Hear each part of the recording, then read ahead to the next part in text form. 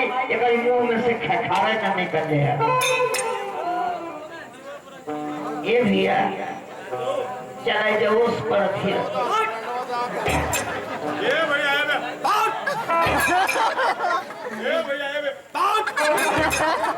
भैया कहीं हमसे इजाजत हो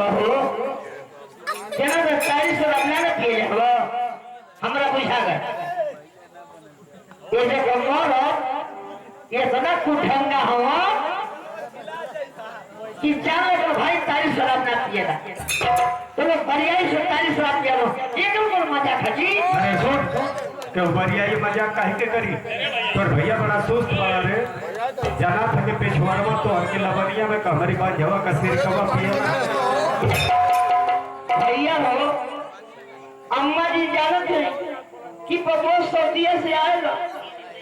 कुछ 3 महीने से खटिया से चलो से भेंट कर लो